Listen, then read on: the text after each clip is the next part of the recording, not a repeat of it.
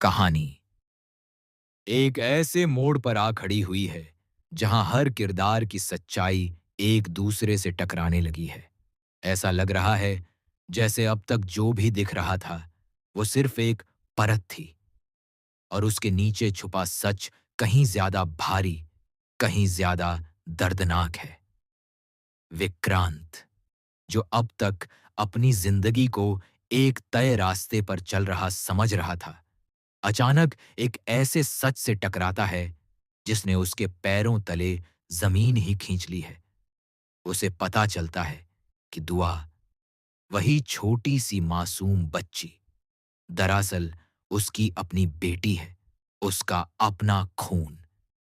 लेकिन ये सच जितना सुनने में सीधा लगता है उतना है नहीं। विक्रांत के अंदर एक साथ कई तूफान चल रहे हैं। एक तरफ खुशी है, एक अधूरा रिश्ता अचानक पूरा होने की उम्मीद। दूसरी तरफ गिल्ट है, सालों तक अपनी ही बेटी से दूर रहने का दर्द। और सबसे ऊपर है कंफ्यूजन। अब क्या सही है और क्या गलत, ये समझ ही नहीं आ रहा। क्या वो अचानक से एक पिता बन सकता है? क्या सिर्फ डीएनए रिपोर्ट उसे वो हक दे देती है जो किसी और ने सालों की मेहनत और प्यार से कमाया है? उधर मन्नत, उसकी हालत तो और भी ज्यादा जटिल है। एक माँ जिसने दुआ को अपनी गोद में खिलाया, उसकी हर हंसी और हर आंसू को महसूस किया।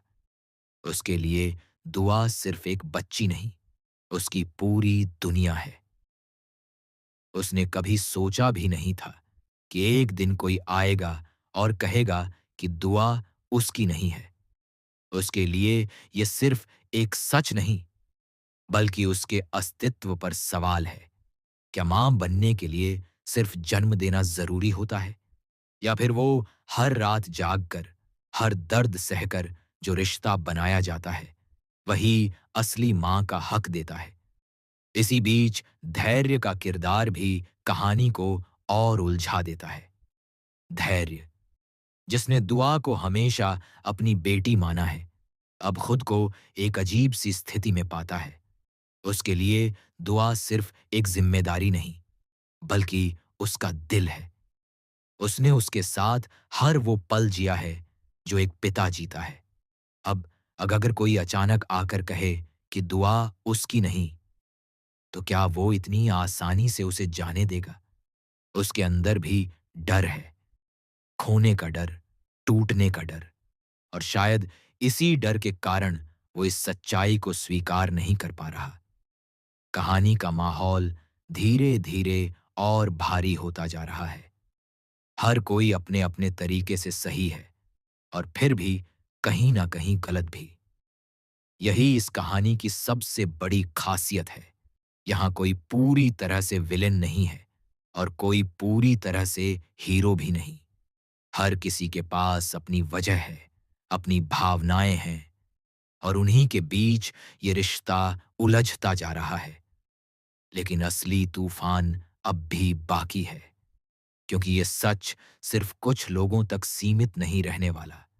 जैसे जैसे ये बात बाहर आएगी, हर रिश्ता इसकी चपेट में आएगा। और सबसे बड़ा सवाल अब भी वही खड़ा है, क्या दुआ एक फैसला बनकर रह जाएगी, या फिर वो खुद अपनी किस्मत चुनेगी? आगे के सेक्शन में कहानी और ज्यादा इमोशनल और ड्रामेटिक होने वाली है। बैसाखी का त्योहार, जहां खुशियों, रंगों और अपनों के साथ जश्न मनाने का समय होता है, वहीं इस बार ये त्योहार एक ऐसे सच का गवाह बनने वाला है जो हर रिश्ते की बुनियाद हिला देगा। घर में बाहर से सब कुछ सामान्य दिख रहा है, हंसी, रौनक, पूजा की तैयारियां। लेकिन अंदर ही अंदर एक तूफान पल रहा है जिसे कोई रोक नहीं पा रहा। नीतू, जो अब तक चुपचाप सब कुछ देख रही थी, आखिरकार एक बड़ा कदम उठाती है। उसके मन में कहीं ना कहीं ये यकीन था कि सच सामने आना ही चाहिए, चाहे इसके बाद जो भी हो। वो बिना किसी को बताए दुआ और विक्रांत का डीएनए टेस्ट करवाती है। यह फैसला आसान नहीं था, क्योंकि वो जानती थी कि एक रिपोर्ट कई जिंदगियां बदल सकती है। लेकिन उसके लिए अब ये सिर्फ शक का मामला नहीं था, यह सच को सामने लाने की जिद बन चुका था। और फिर वो पल आता है जिसका सबको इंतजार भी था और डर भी। रिपोर्ट सामने आती है और उसमें साफ लिखा होता है कि दुआ विक्रांत की ही बेटी है। एक कागज का टुकड़ा, लेकिन उसका असर इतना गहरा कि हर रिश्ता जैसे एक पल में टूटने की कगार पर आ जाता है। जैसे ही यह सच विक्रांत के सामने आता है, उसका रिएक्शन पहले से भी ज्यादा इंटेंस हो जाता है। उसकी आंखों में गुस्सा है, खुद पर, हालात पर, और शायद उन लोगों पर भी जिन्होंने उससे यह सच छुपाया। लेकिन उसी गुस्से के पीछे एक गहरा दर्द भी है, एक पिता का दर्द जिसने अपनी ही बेटी को पहचानने में इतनी देर कर दी। वह हर वो पल याद करता है जब दुआ उसके सामने थी, लेकिन वो उसे सिर्फ एक पराई बच्ची समझता रहा। धीरे धीरे उसका गुस्सा एक फैसले में बदलने लगता है। अब वो और इंतजार नहीं करना चाहता। उसके लिए अब ये सिर्फ एक इमोशनल मामला नहीं, बल्कि उसका हक बन चुका है। वो ठान लेता है कि अब दुआ उसके साथ ही रहेगी, क्योंकि वो उसकी बेटी है, उसका खून है, और इस बार वो उसे खोने का जोखिम नहीं ले सकता। दूसरी तरफ मन्नत को जब इस रिपोर्ट के बारे में पता चलता है, तो जैसे उसकी दुनिया ही रुक जाती है। उसे पहले से अंदाजा था कि सच कुछ ऐसा ही हो सकता है, लेकिन जब वो सामने आता है, तो उसे स्वीकार करना उसके लिए बेहद मुश्किल हो जाता है। उसकी आंखों में आंसू हैं, दिल में डर है, और एक ही सवाल, क्या अब उससे उसकी बेटी छीन ली जाएगी? धैर्य भी इस खबर से पूरी तरह हिल जाता है। उसके लिए ये सिर्फ एक टेस्ट का रिजल्ट नहीं, बल्कि उसकी पूरी जिंदगी पर सवाल है। वो खुद से पूछता है, क्या सालों का रिश्ता एक रिपोर्ट से खत्म हो सकता है? क्या वो अब भी दुआ के लिए वही मायने रखेगा जो पहले रखता था, या फिर सब कुछ बदल जाएगा? इस पूरे माहौल में सबसे ज्यादा असर उस मासूम पर पड़ने वाला है, जो अभी तक इन सब बातों से अनजान थी। लेकिन सच कब तक छुपा रह सकता है? दीवारों के भी कान होते हैं, और कभी ना कभी ये बातें उस तक पहुंचनी ही थीं। घर के एक कोने में छुपकर दुआ कुछ ऐसी बातें सुन लेती है जो उसकी पूरी दुनिया बदल देती हैं। विक्रांत उसकी असली पिता है, ये शब्द उसके कानों में गूंजते रहते हैं। उसे समझ नहीं आता कि वो क्या महसूस करे, हैरानी, डर, या दुख। जिस दुनिया को वो अब तक सच मानती आई थी, वो अचानक झूठ लगने लगती है। उसकी आंखों में आंसू आ जाते हैं, और दिल में एक अजीब सा खालीपन। वो चुपचाप जाकर एक कोने में बैठ जाती है, जैसे खुद से सवाल कर रही हो, मैं आखिर किसकी हूं? और यहीं से कहानी एक नए मोड़ पर आ जाती है, जहां अब फैसले सिर्फ बड़े लोग नहीं लेंगे, बल्कि एक छोटी सी बच्ची का दिल भी इस कहानी की दिशा तय करेगा। आगे के सेक्शन में रिश्तों की सबसे कठिन परीक्षा होने वाली है। दुआ के कानों में गूंजते वो शब्द अब धीरे धीरे उसके दिल में उतर चुके हैं। विक्रांत ही उसके असली पिता हैं। ये सच उसके लिए किसी तूफान से कम नहीं। जिस दुनिया को वो अब तक अपना समझती थी, वो अचानक पराई सी लगने लगती है। उसकी छोटी सी समझ ये तय ही नहीं कर पा रही कि वो किस पर भरोसा करे, किसे अपना माने, और किससे दूर हो जाए। वो कोने में बैठी रो रही होती है, लेकिन उसकी ये खामोशी बहुत कुछ कह रही होती है।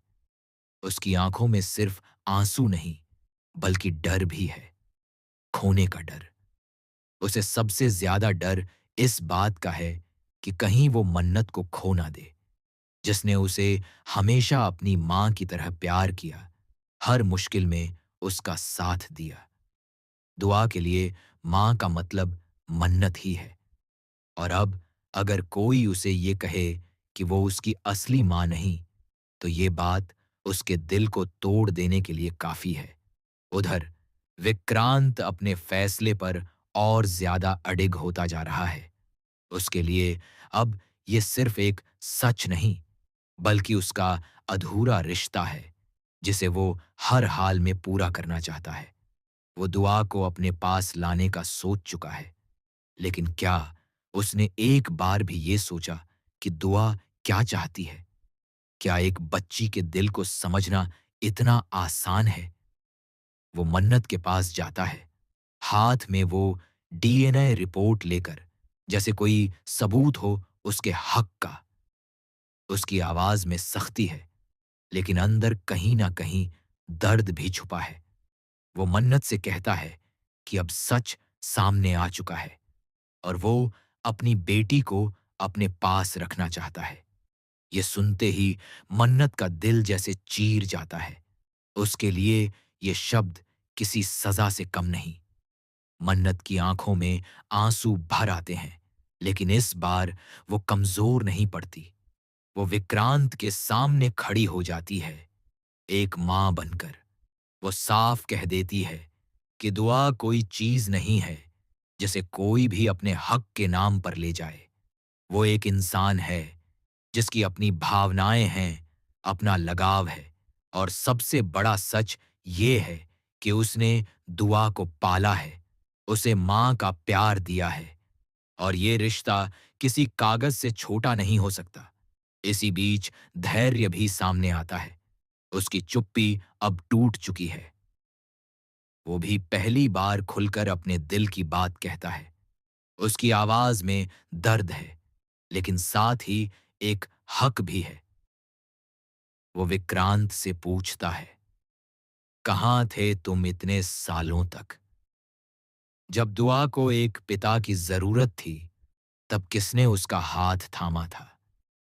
ये सवाल सीधे विक्रांत के दिल पर वार करता है। तीनों के बीच ये बहस अब सिर्फ शब्दों की नहीं रह जाती, बल्कि भावनाओं की लड़ाई बन जाती है। हर कोई अपने आप को सही साबित करने की कोशिश कर रहा है, लेकिन इस लड़ाई में सबसे ज्यादा जो टूट रहा है, वो है दुआ का मासूम दिल। अचानक दुआ वहां त्यासी है। उसकी आंखें लाल हैं, चेहरा आंसुओं से भीगा हुआ। वो सबकी बातें सुन चुकी होती है। उसकी हालत देखकर तीनों एक पल के लिए चुप हो जाते हैं, लेकिन अब बहुत देर हो चुकी है। सच उसके सामने आ चुका है। दुआ धीरे धीरे आगे बढ़ती है और कांपती हुई आवाज में सिर्फ एक सवाल पूछती है, अगर आप मेरे असली पापा हो, तो फिर मेरे साथ पहले क्यों नहीं थे? ये सवाल सुनते ही जैसे वक्त ठहर जाता है।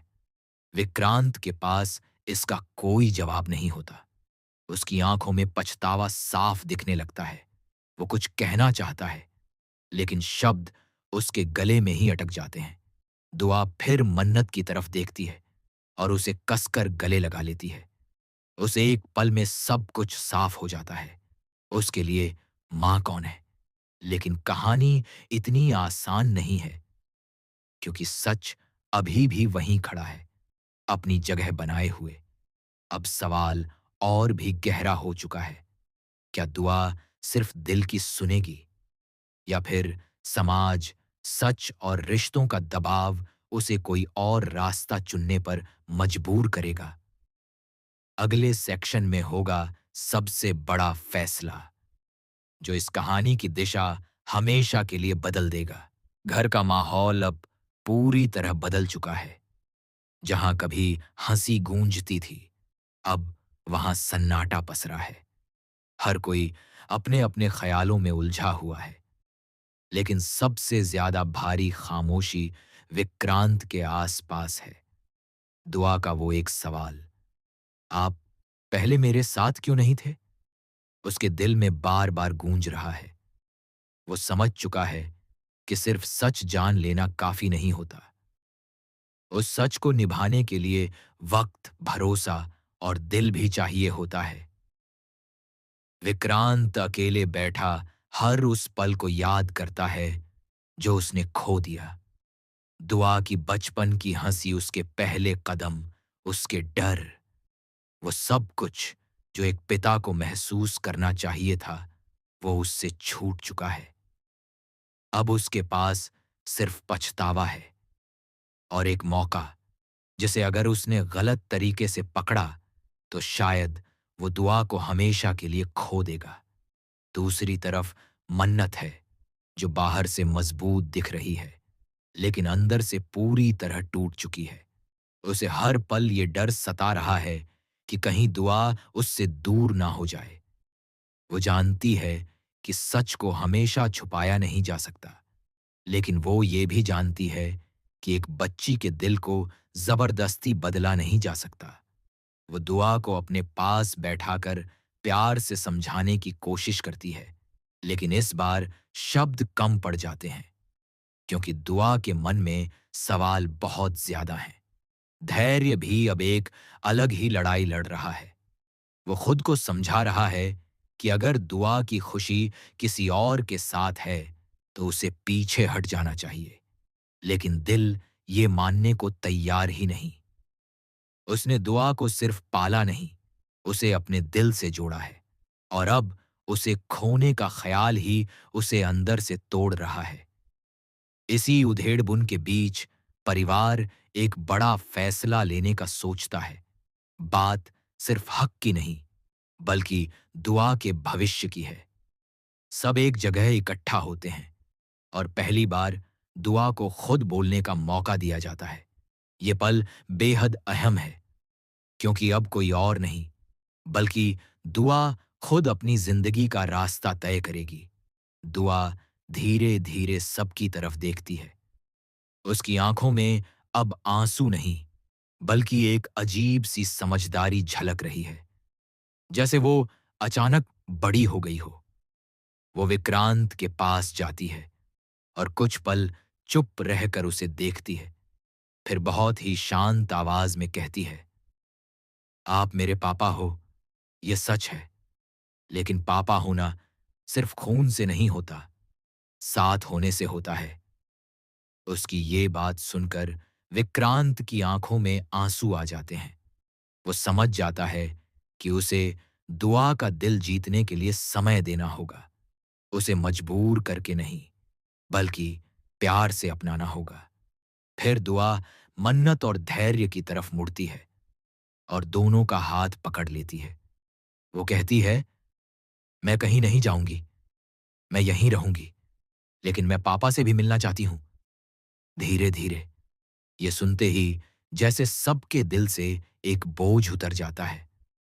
ये फैसला आसान नहीं था, लेकिन यही सबसे सच्चा था। इसमें किसी का हारना नहीं था, बल्कि सबको थोड़ा थोड़ा जीतना था। विक्रांत इस फैसले को स्वीकार करता है, इस बार बिना किसी जिद के, बिना किसी हक के।